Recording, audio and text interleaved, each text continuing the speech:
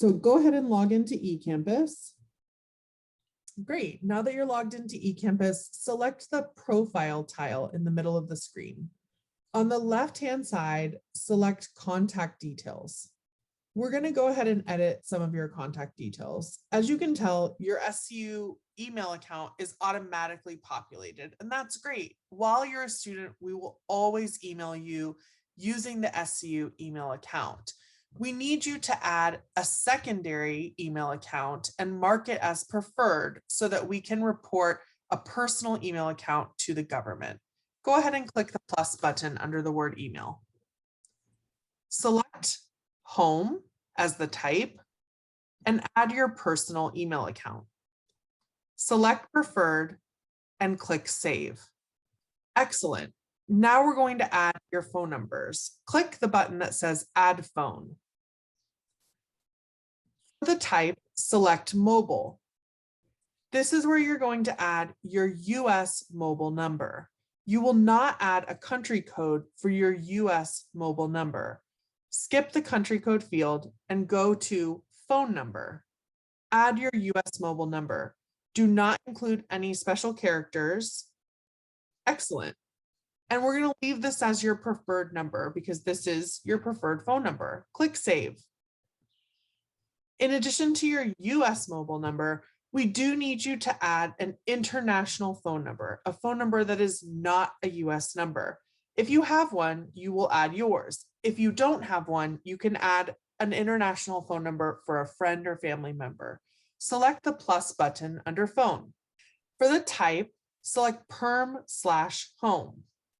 For this phone number, you will add the country code. Do not add any special characters. And enter the phone number. Great. And click save. Excellent. The contact details page should include 2 email addresses and 2 phone numbers. Your personal email address should be selected as your preferred email address, and your US mobile number should be selected as your preferred phone number. If you don't have a US mobile number, you can enter an international phone number in the mobile field and then come back and edit it once you get a US phone number. On the left-hand navigation, go ahead and select addresses. As you can see, some of your addresses may have already populated depending upon what was given to the university system based on your admission application. How we use the different address fields is very particular.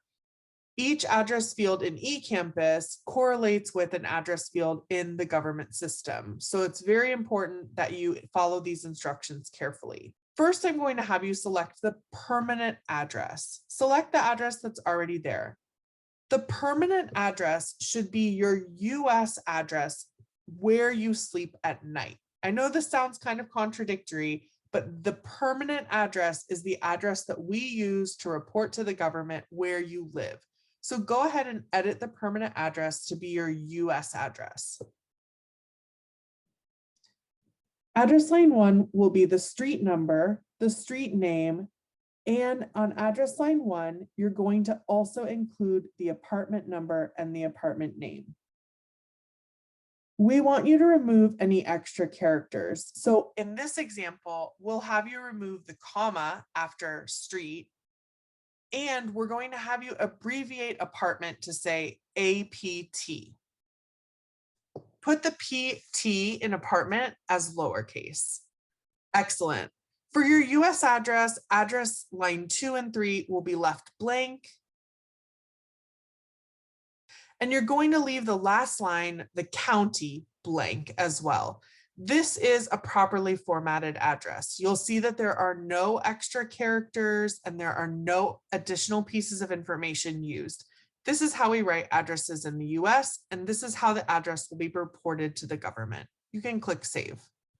Now that you've entered your permanent address, you will go ahead and add or correct a foreign address. Scroll down to the foreign address field. You have your foreign address entered already, but some students may have no foreign address listed. If that's the case, you need to add the foreign address, and we trust that you know how to format your addresses correctly. So the formatting of the foreign address should be according to the formatting in your home country. And then scroll up to the top. The mailing address is not something that we use in ISS, but you may want to update your mailing address to be your local US mailing address because that is where the university will send mail. So if you want your mail to be delivered to a US address, be it your address or maybe a family friend's address, you can edit this mailing address accordingly. You have officially finished the address page. On the left-hand side, go ahead and select emergency contacts. We recommend that every student list at least one emergency contact. This person does not need to be located in the US and they do not need to speak English. They can be whoever you want us to contact in case of an emergency. Go ahead and select Add Contact. Enter the person's name and their relationship to you. For example, are they a friend? Are they a family member? You can enter their email address. We recommend that you do select the missing person contact box. This will allow us to contact this emergency person if you are reported missing, and then you'll enter their information. If it's a US phone number, you do not need to include the country code. If it's an international number, you should include the country code. Once you're done entering your emergency contacts information, click Save. As you see from the plus button, you can add more than one emergency contact, and you can list which of those contacts is your preferred emergency contact. Once you've completed this process and have entered this last bit of information, you are done in eCampus and can sign out.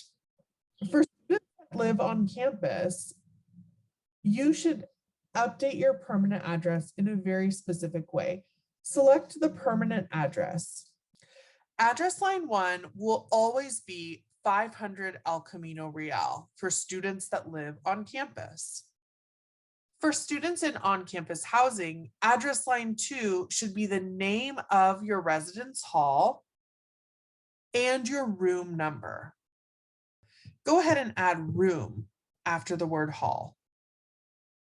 Perfect, and I see you updated the postal code to be the Santa Clara postal code, and now you'll click Save. This is the format for on-campus housing.